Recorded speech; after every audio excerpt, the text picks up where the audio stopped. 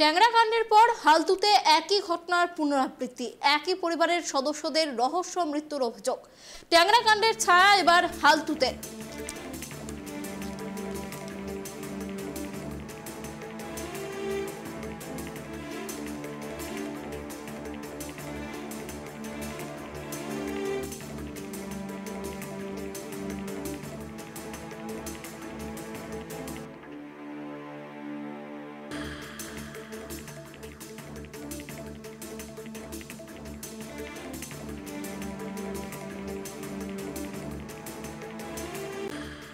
ট্যাংরা কাণ্ডের ছায়া এবার হালতুতে। হালতুতে একই পরিবারের 3 সদস্যের রহস্য মৃত্যু, স্বামী স্ত্রী ছেলে সহ দেহ উদ্ধার। জমি বিবাদের জেরে খুন নাকি দেনার দায়ে আত্মঘাতী, উঠছে প্রশ্ন। এই বিষয়ে আরো বিস্তারিত কথা বলবো, আমাদের সাথে রয়েছে আমাদের প্রতিনিধি অভ্রদীপ। অভ্রদীপ, ট্যাংরা কাণ্ডের ঘটনার পর এবার হালতুতে একই পরিবারের 3 সদস্যের রহস্য মৃত্যু, ঠিক কি ঘটেছে?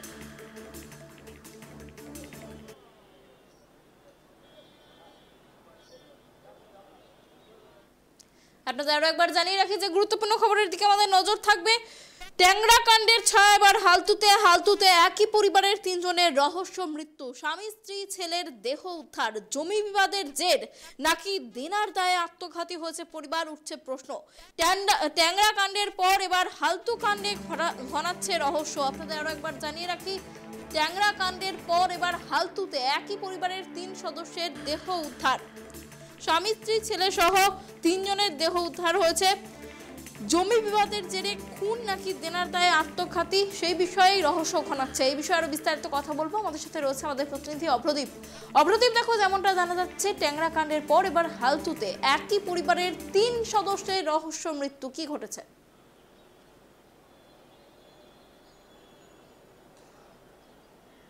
একদমই, দেখো ট্যাংরা কাণ্ডের এখনো রেশ কাটেনি, তার মধ্যেই হালতুতে একই বাড়ি থেকে স্বামী স্ত্রী এবং ছেলের মৃতদেহ উদ্ধার করলো পুলিশ। যেমনটা পুলিশের প্রাথমিক অনুমান, তারা তাদের সন্তানকে তারা খুন করে তারপরে আত্মঘাতী হয়েছেন, তেমনটাই কিন্তু পুলিশের প্রাথমিক অনুমান।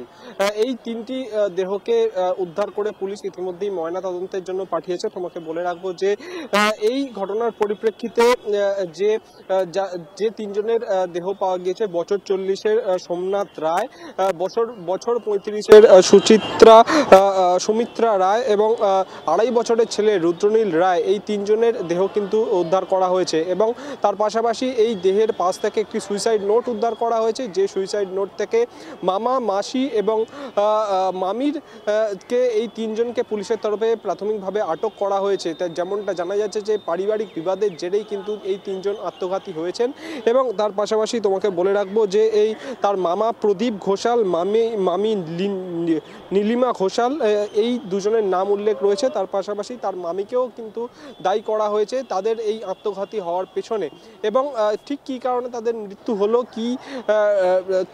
কিভাবে তাদের মৃত্যু হয়েছে, পুরোটাই ময়নাতদন্তের প্রাথমিক রিপোর্টের সামনে আসবে। সেই জন্য কিন্তু এই 3টি দেহ উদ্ধার করে পুলিশ পাঠিয়েছে হাসপাতালে, এবং তাদের ময়নাতদন্তের রিপোর্ট কিন্তু সামনে এলেই তাদের ময়নাতদন্ত করা হবে। এবং ময়নাতদন্তের রিপোর্ট সামনে এলেই জানা যাবে যে এই 3 জনের মৃত্যু কিভাবে ঘটলো। তো তোমাকে বলে রাখবো যে মৃত ব্যক্তি অর্থাৎ সোমনাথ রায়, তিনি কিন্তু পেশায় অটো চালক, এবং পারিবারিক বিবাদের জেরে, আর্থিক অনটনের জেরেই কি তারা 3 জন আত্মঘাতী হলেন, নাকি অন্য আরও কোনো কারণ রয়েছে? যে 3 জনকে আটক করা হয়েছে অর্থাৎ মামা, মামি এবং মাসি, এদেরকেও কিন্তু জিজ্ঞাসাবাদের প্রক্রিয়া চালাচ্ছে পুলিশ। এবং স্থানীয় থানার পুলিশ ঘটনাস্থলে উপস্থিত হয়েছে, এবং সেখানে যারা আশেপাশের লোকজন রয়েছে, যারা স্থানীয় লোকজন রয়েছে, তারাও কিন্তু ঘটনাস্থলে উপস্থিত রয়েছেন, এবং যথেষ্ট উত্তপ্ত হয়ে রয়েছে পরিস্থিতি। এবং তার পাশাপাশি এই ধরনের যে ঘটনা আবারও ঘটলো ট্যাংরা কাণ্ডের পরে, ঠিক কী কারণে ঘটনাটা ঘটেছে, তাদের সন্তানকে কেন তারা খুন করে তারপরে আত্মঘাতী হলেন, পুরোটাই সম্ভাবনার বিষয় রয়েছে। কিন্তু যেমনটা পুলিশের প্রাথমিকভাবে অনুমান, যে তারা তাদের 2.5 বছরের ছেলেকে খুন করে তারপরে স্বামী স্ত্রী দুজনে আত্মঘাতী হয়েছেন। এর মধ্যে আর অন্য কোনো রহস্য রয়েছে কিনা, বা যে সুইসাইড নোটে যে তিনজনের নাম উল্লেখ করা হয়েছে অর্থাৎ মামা, মামি এবং মাসি, এই তিনজনের কি ভূমিকা রয়েছে, কি কারণে সুইসাইড নোটে তাদের নাম লেখা থাকলো এবং কি কারণেই বা তারা আত্মঘাতী হলেন, পুরোটাই কিন্তু তদন্তে নেমেছে পুলিশ। অনেক ধন্যবাদ অপ্রদীপ আমাদের সঙ্গে থাকার জন্য। আপনাদের আরো একবার জানিয়ে রাখি যে গুরুত্বপূর্ণ খবরের দিকে আমাদের নজর রয়েছে। ট্যাংরা কাণ্ডের ঘটনার পুনরাবৃত্তি, এবার হালতুতে একই পরিবারের 3 সদস্যের রহস্য মৃত্যু, স্বামী স্ত্রী ছেলের দেহ উদ্ধার।